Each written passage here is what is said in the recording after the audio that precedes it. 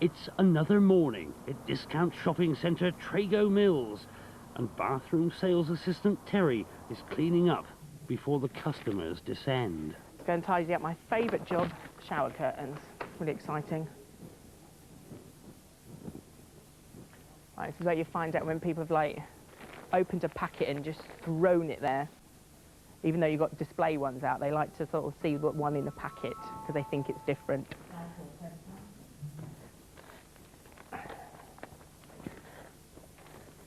Not too bad today.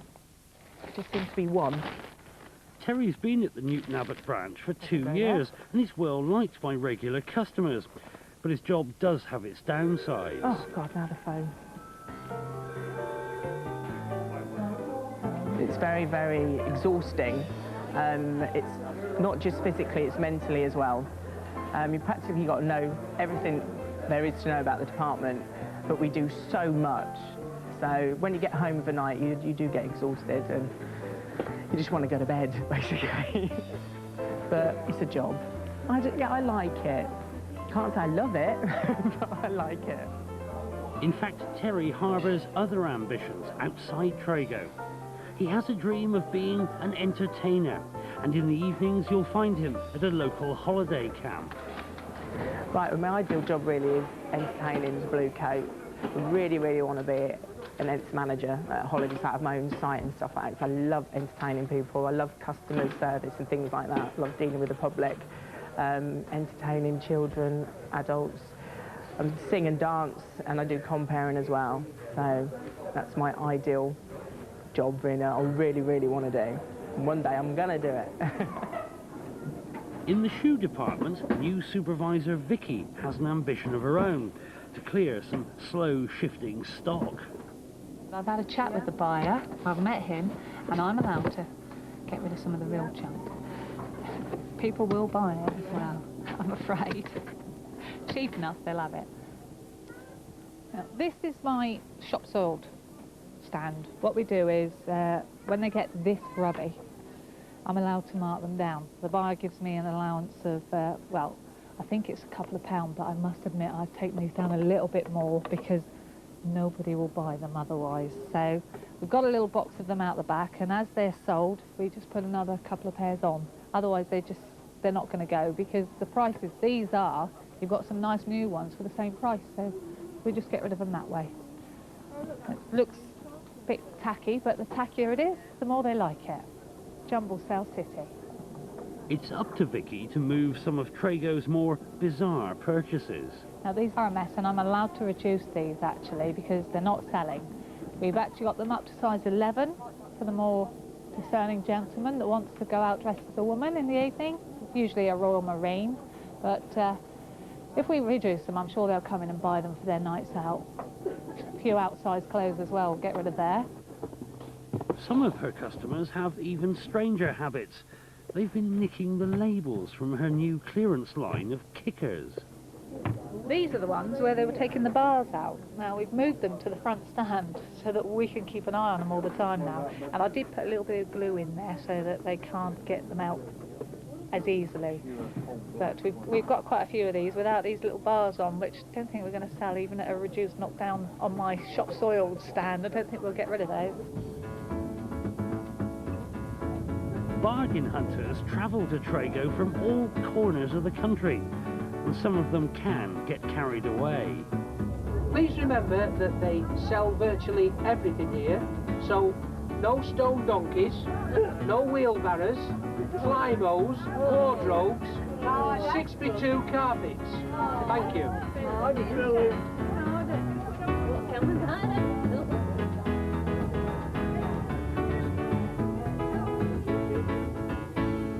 Yourself going to a place like this, you'll spend up in no time. Very good. Very good quality. Yeah.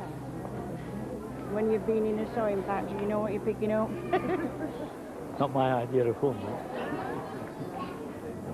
It's up to Trago's chairman Bruce Robertson to make sure that the store caters for all tastes and all pockets. I always try to gauge how we're doing in terms of what sort of people we're attracting from what cars I see in the car park. Now that sounds pretty crude, but it seems to work very well indeed. I'm delighted when I see the sort of older second user cars down there. I'm equally delighted when I see more and more gleaming Mercs and the such like, because then I know that we're appealing to everybody. But not everybody is happy to be spotted in Trago.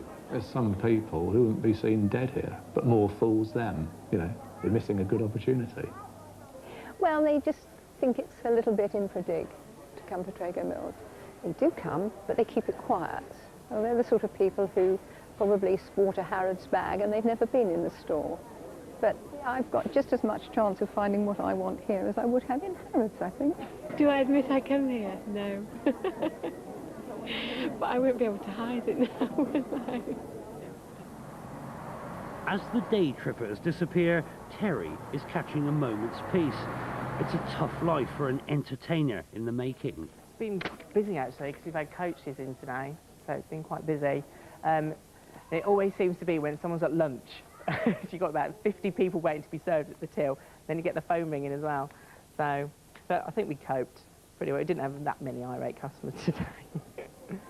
Though most of Terry's customers warm to his charms. We were looking at the white rope, is it a rope effect, bathroom suite there, Yeah. and wondered actually if you could split it up, or whether you had to have the 3 items. You can buy it. Oh, that's excellent, Yeah. right. And what have you got? They've got it all in stock. Only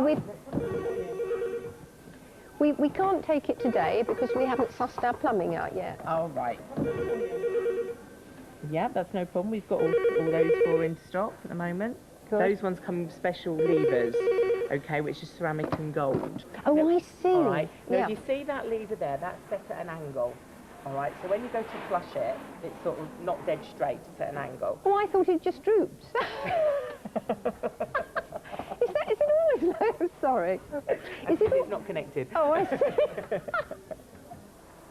But at the Liscard store, things are getting a bit heavy. What is it? It is something like 5 foot. Customers tend to pick up a bargain first and worry about how to get it home later. Can't we put the head going up? Well, I'm not trying to... You bought it, haven't you? I'm very glad you bought it, but you have to appreciate the effort that's going to go. We're going to get it out for you. Oh, I'm hoping my husband's going to. You haven't got a hernia, has he? He's going to be bragged off. He will have a hernia when he gets this out. Come on, Gary.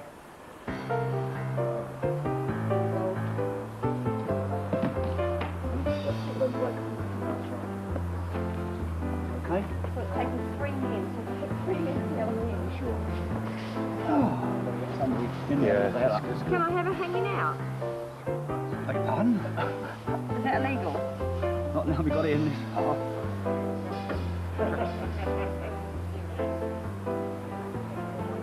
But suddenly, it's there. Another satisfied customer.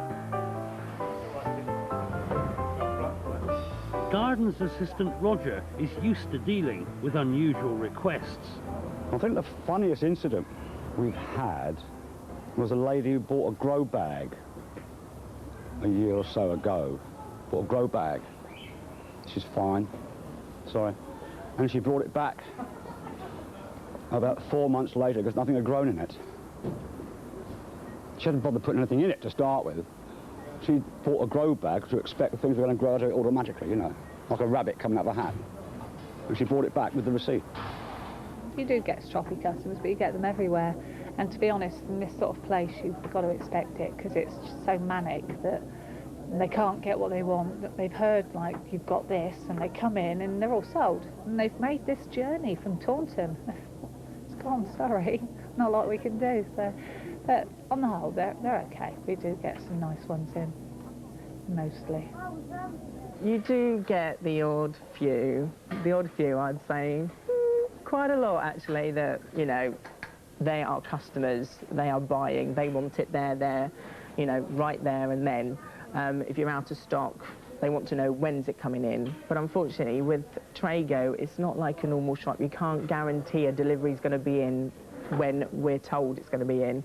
Some do come in with an attitude problem, you know.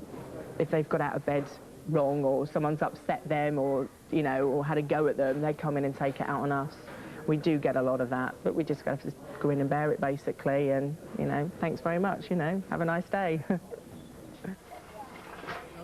What the general public like anywhere, don't matter where you're working. If you're working with the public, then you're going to get the occasion where you wish hell you weren't working with the public, you know. I mean, you can't really pinpoint all the customers' foibles, really. But they can get you in damn trouble. You've got to be very careful. They like writing letters, phoning in, chat down in gardens, not very helpful, you know, and all this business. But then you'll get it anywhere, not just here. It does seem, on occasions, that people forget their manners when they come to Trago. One incident is being laid to rest. Roger bumped into a lady with his trolley. Oh, I just apologised on the spot. Oh, yes. Well, yeah, and she said that's quite all right with an accident, you know. Anything come of it? Okay. Yes, well, I've got my own little report in my book down here. Okay, mate. Pearson. Yeah. Okay, then. Cheers now, bye. A customer with a trolley. Not on purpose. Some aren't so forgiving. Thousands of visitors pass through Trago's doors at peak trading times, and not all of them are impressed. I should think they're a bit short of staff. And those that are on, especially the checkouts, they just seem too busy. There's not many staff around to help you, we think, in the big store. You can never find anyone or find where anything is, can you, really? I don't think I've seen more than one. It was quite nice, but trained by the Scarlet Pimpernel, I think, otherwise. We are short-staffed. We are short-staffed here at Trago. I think the last count that someone was saying that we were about 53 people short.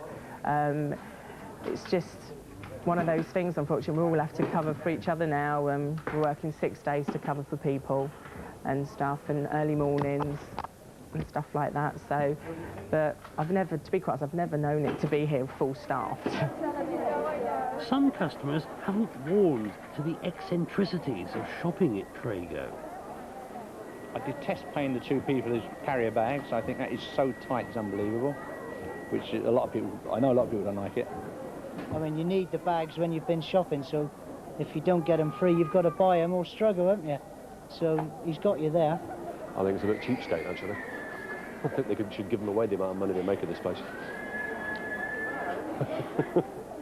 But company boss Bruce Robertson is adamant the Trago tradition stays.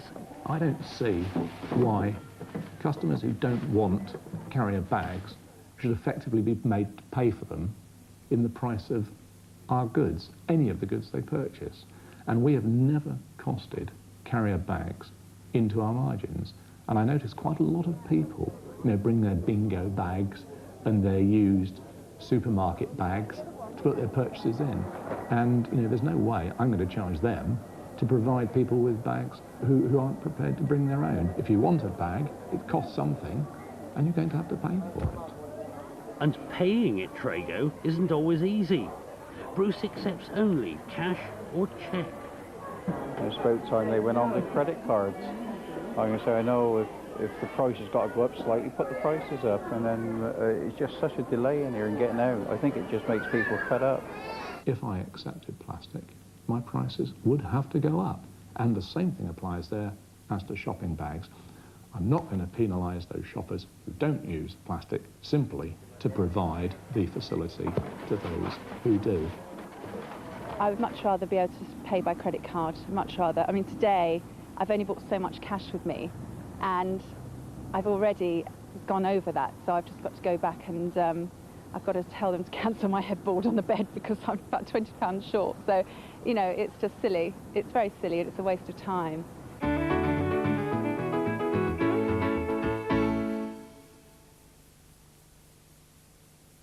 Toyota Avensis. You can just sit back and enjoy the ride. You've never seen a PC sale like Tiny's. Take this system. It's built around the powerful Intel Pentium 3 processor. comes with monitor, keyboard, printer, speakers and top-name software. And it's yours for just over £1,000 including delivery, saving you £250. Call the hotline now for Tiny's free colour brochure. Feel good about your PC at Tiny. Itchy, flaky scalp. T-Gel Anti-Dandruff clears even the most stubborn dandruff. T-Gel Anti-Dandruff Shampoo from Neutrogena. She changed the face of British cooking. Now, with the Daily Mail, you and your family can enjoy Delia Smith's sumptuous new recipes. Week by week, they build into a collection of wonderful meals. Collect Delia Smith's new recipes in the Daily Mail tomorrow.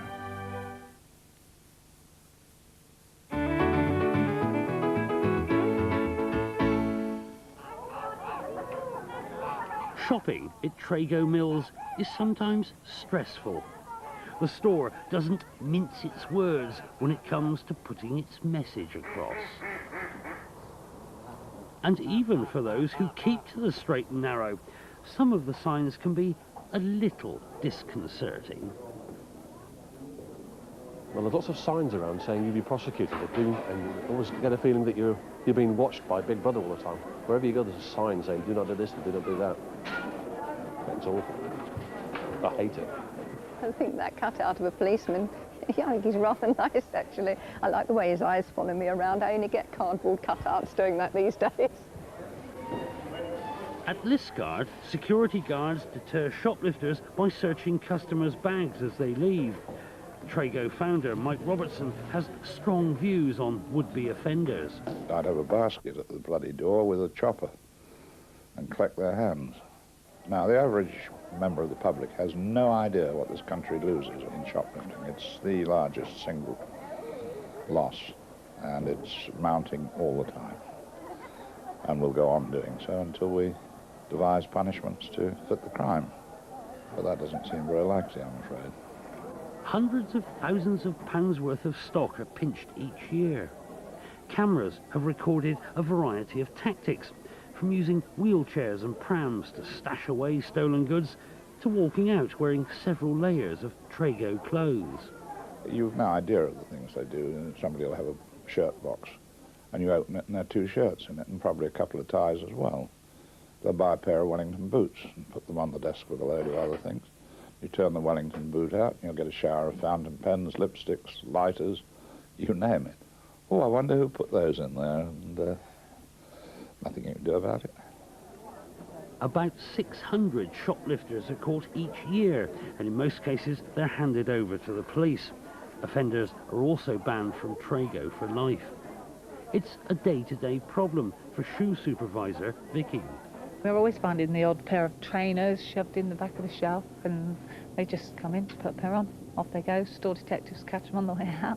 We've had quite a few people caught trying to steal shoes from me in the last couple of weeks since I've been here.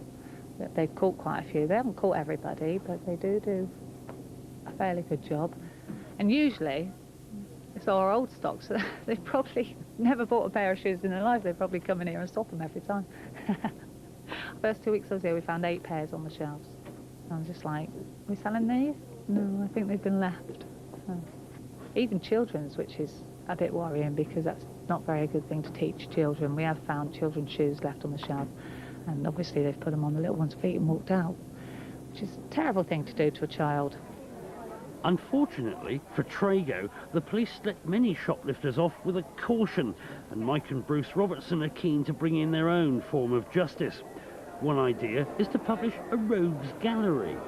I think one thing with shoplifters is that if your name is published as a thief, it is a discouragement. It is a slight deterrent, because most people have a degree of ability to feel ashamed, and I think shoplifters do.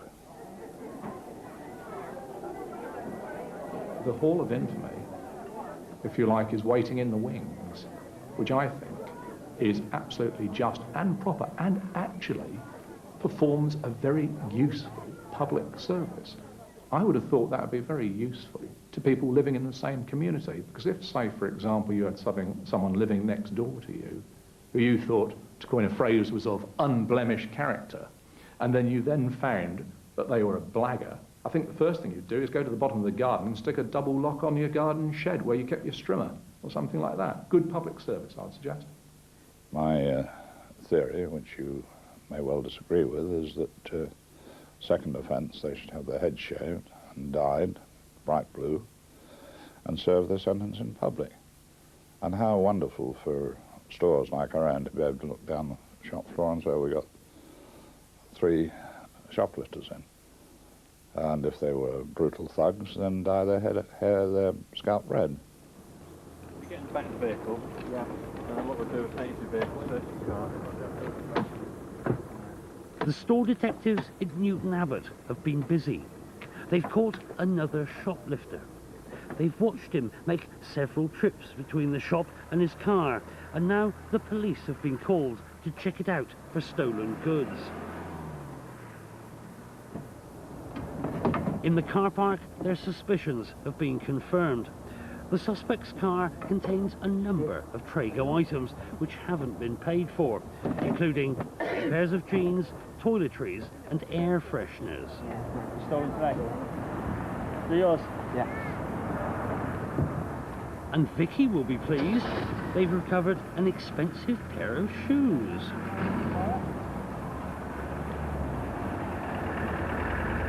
It's success for the store's security team, but to their frustration, the shoplifter is let off with a caution.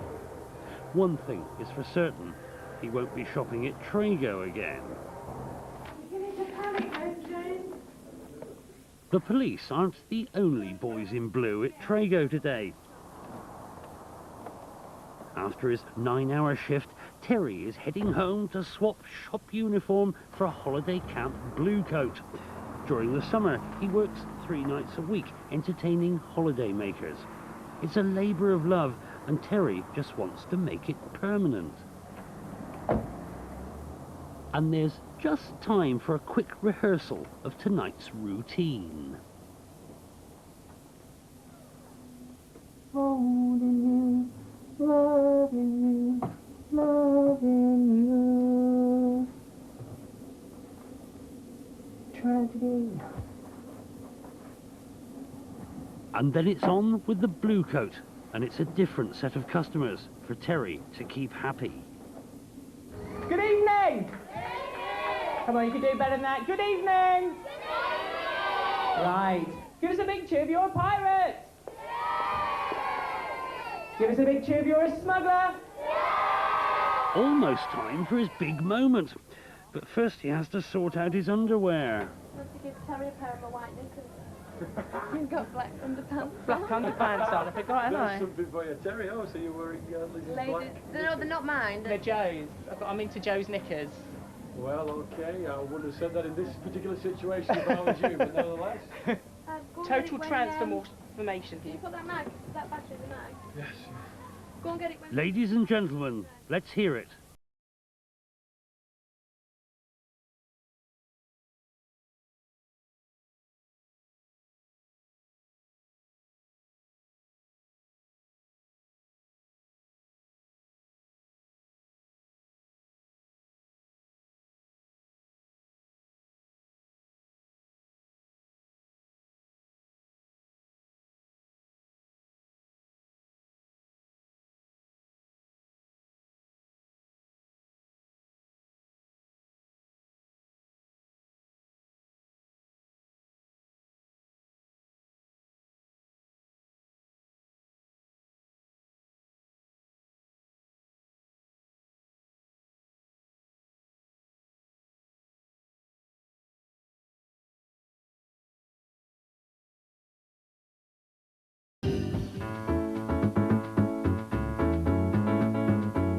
Next week in The Big Shop, Terry finds life at Trago less than glamorous, and Rick, the marketing manager, has an unusual way to let off steam.